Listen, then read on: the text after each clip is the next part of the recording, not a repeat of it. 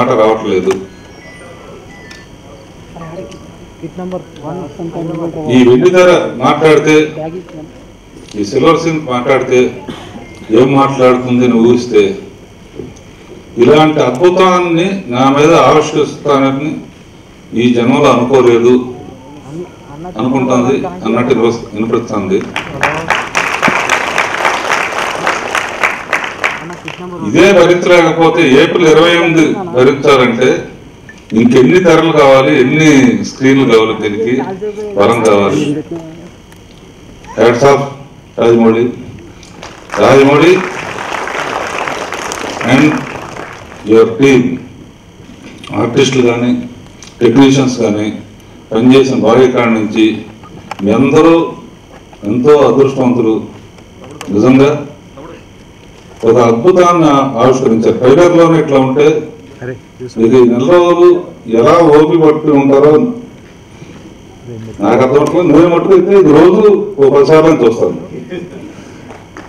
And ఎందుకన్నా అందులో మాటలు లేవని చెప్తాను కదా, ఇది నిజంగా మనసులో నుంచి వచ్చిన మాట.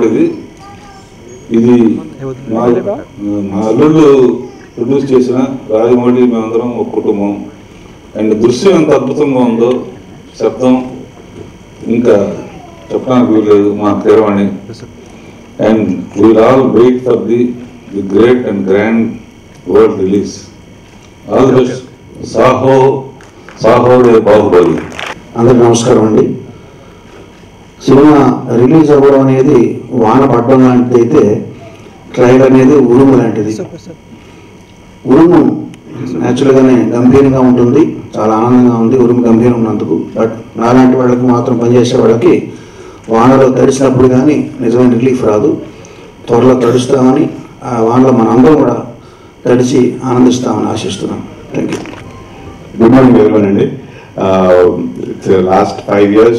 It's been a long journey and this is the starting of for the conclusion. Telugu koncham. So అందరూ, I hope all of you like the trailer and hope that you'll enjoy the film also. Thank you. అంటే నేను చెప్పేవాడిని, మీరు కదరా మేమే waiting cinema చేస్తా.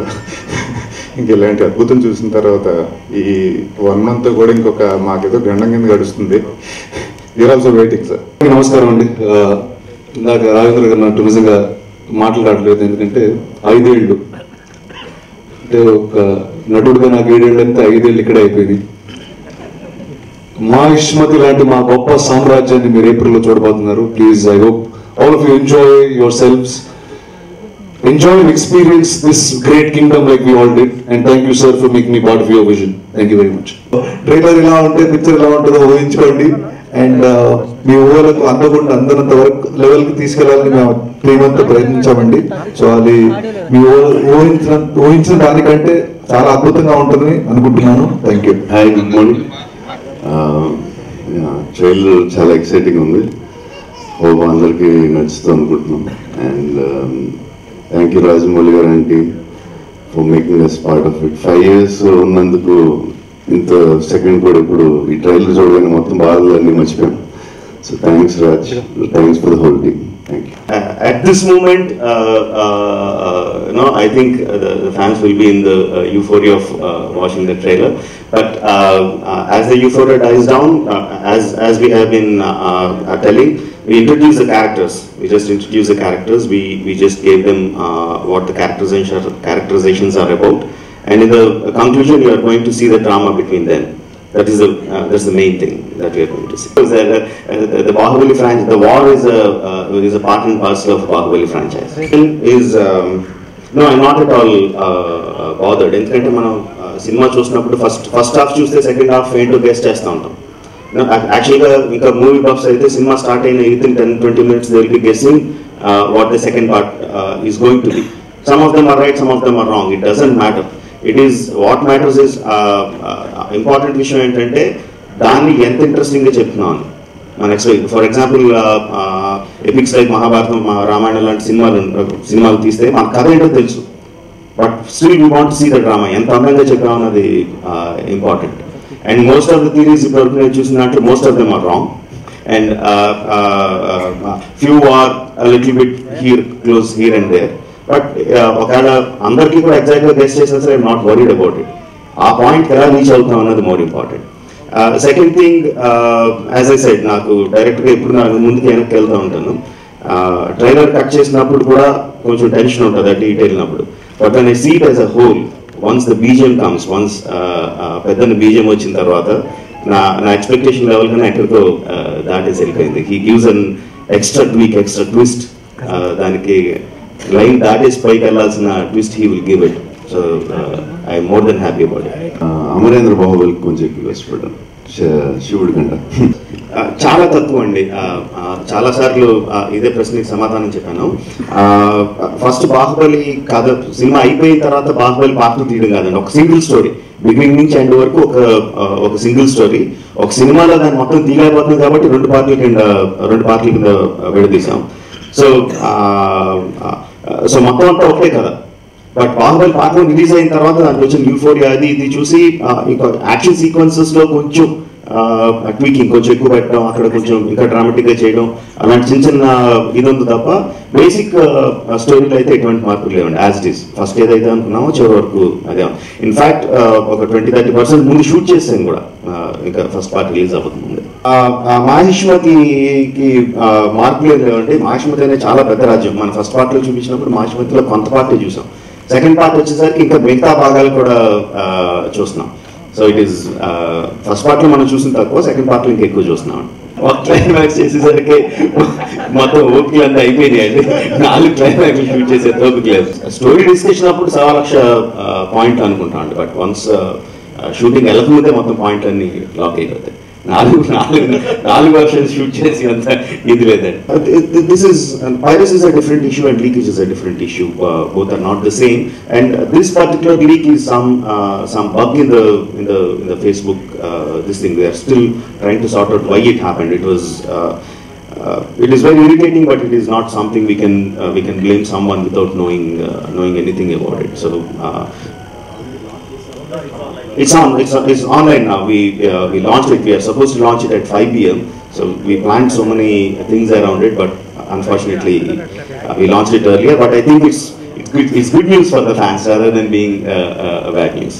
Tricks of the trade అంటారు కదండి. డైరెక్టర్గా మనం కథలన్నీ చెప్పేటప్పుడు మాస్ పల్స్ కూడా కొంచెం తెలుసున్న డైరెక్టర్లు ఏం చేస్తారంటే తెలియకుండా ఆడియన్స్ని రేకెత్తించి పెడతారండి. అంటే ఫస్ట్ పార్ట్లో శివుడు తాలూకు క్యారెక్టరైజేషన్ చూపించడానికి అమ్మ కోసం శివలింగాన్ని ఎత్తుకొని వాటర్ నుంచి నడిచి జంప్ చేసి వెళ్ళి అంత బలవంతుడిగా చూపించామండి. బలాల దేవుడిని చూపించినప్పుడు ఉత్తి చేతులతో దొనపోతూ ఫైట్ చేసి అంత బలమైన చూపించాం.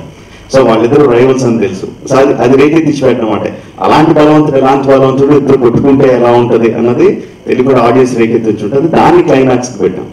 సో పీక్ అన్నిటికంటే జనాలు ఏదైతే ఎక్కువ ఎక్స్పెక్ట్ చేస్తూ ఉంటారో దాన్ని క్లైమాక్స్ పెట్టామండి. So the peak, the Everest peak cinema, Baahubali సినిమాలో ఎవరెస్ట్ పీక్ ఏదైతే ఉంటుందో అది క్లైమాక్స్లో బల్లాల దేవుడు మహేంద్ర బాహుబలి మధ్య ఫైట్లో ఉంటుంది. ఏదైతే ఉన్నాయో బాహుబలి కానీ, బల్లాల దేవుడు కానీ, శివగామి కానీ, కట్టప్ప కానీ, విజయదేవుడు కానీ, దేవసేన, అన్ని characters very very powerful characters అండి. అందరూ కూడా వాళ్ళు నమ్మిన సిద్ధాంతాలని, వాళ్ళు నమ్మిన ఫిలాసఫీని చాలా స్ట్రాంగ్గా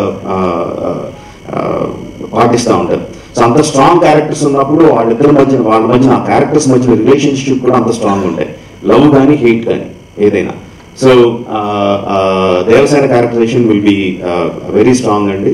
ఆడవాళ్ళందరికీ కూడా చాలా చాలా నచ్చుతుంది అనుకుంటున్నాను. ద బిగ్గెస్ట్ థింగ్ ఈజ్ అది ఒక సింగిల్ లైన్ సెంటెన్స్ కాదండి. ఓకే, ఇలా ఇంతకని చంపేసాడు అనంత is not simple answer.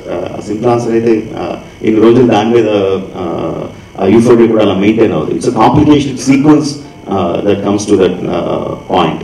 So నాకు తెలిసి సినిమా స్టార్ట్ అయిన తర్వాత జనాలు అసలు అందులో లింగ వైపు చూస్తూ ఉంటారు కానీ దీని క్వశ్చన్కి ఆన్సర్ ఎప్పుడు వస్తుందని చూడరండి. నాకు తెలిసి ఆ క్వశ్చన్కి అంతా థియేటర్కి ఆడియన్స్ని రప్పించడం వరకే నేను అనుకుంటున్నాను.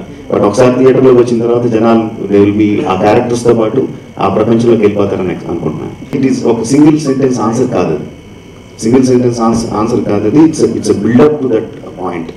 అండ్ ఆ పాయింట్ వచ్చిన తర్వాత ఆ నెక్స్ట్ స్టెప్ కోసం ఇంకా ఎక్కువ ఎదురు చూస్తూ ఉంటారండి.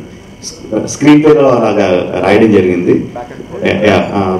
Back and fourth is one thing, but as an emotion వైజ్గా చూసుకుంటే ఆ పాయింట్ వచ్చే వరకు జనాలు చాలా ఎక్సైటెడ్గా చాలా ఇది బిల్డప్ అవుతూ ఉంటుంది. ఆ పాయింట్ నుంచి ఇంకొక 2 స్టెప్లు పైకి వెళ్తుందని అనే విధంగా స్క్రీన్ పై రాయడం జరిగింది.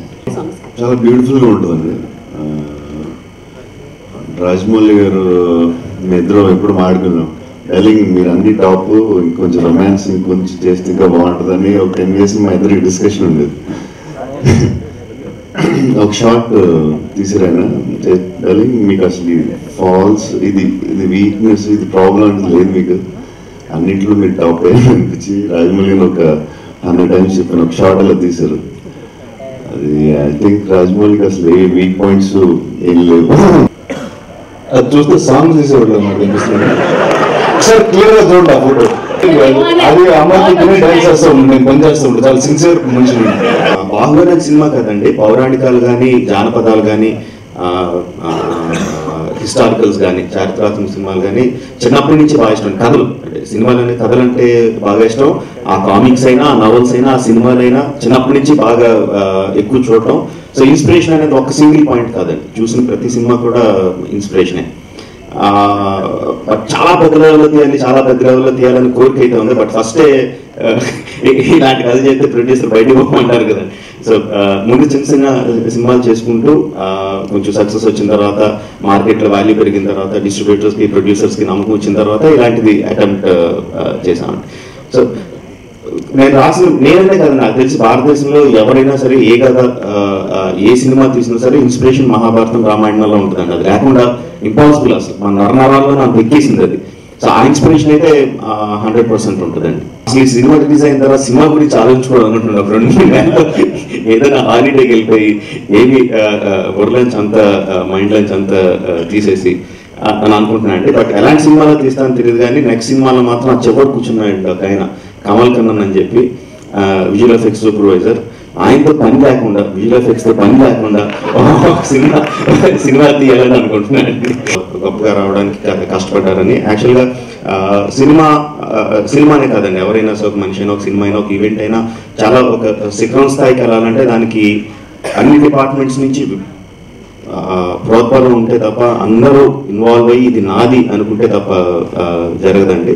బాహుబలి సినిమాకి పెద్ద అదృష్టం, యాక్టర్లు టెక్నీషియన్స్ అందరూ కూడా ఇది నా సినిమా, నా కెరియర్లో ఇది మయూరాగా నిలిచిపోయే సినిమా అని చెప్పి అందరూ దానికి అంత ఎఫర్ట్ పెట్టి చేయడం అనేది దట్స్ వన్ రీజన్.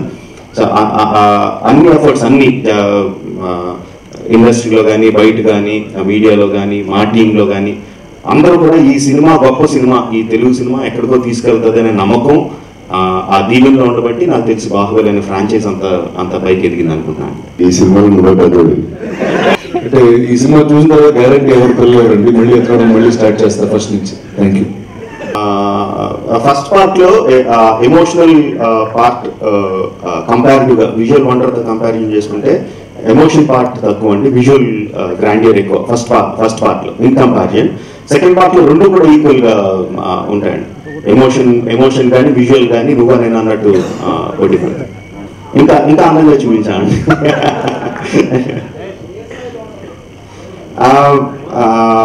అనుష్క ఈ మధ్యలో ట్రైలర్ లో 2 షార్ట్స్ ఉంటాయండి. So that gives an idea Anushka ఎలా ఉండబోతుంది అన్న దాంట్లో అంటే విజువల్ గా అందానికి చూసుకుంటే అనుష్క ఎలా ఉండబోతుందో 2 షార్ట్స్ బట్టి తెలుస్తుంది. But as a characterization she will be much more very very strong. Rajamouli garu first part release ముందు ఇప్పుడు రిలీజ్ ముందు ఫస్ట్ పార్ట్ రిలీజ్ ముందు ఉన్న టెన్షన్ ఆ జీవితంలో ఎప్పుడు అనిపించలేదండి.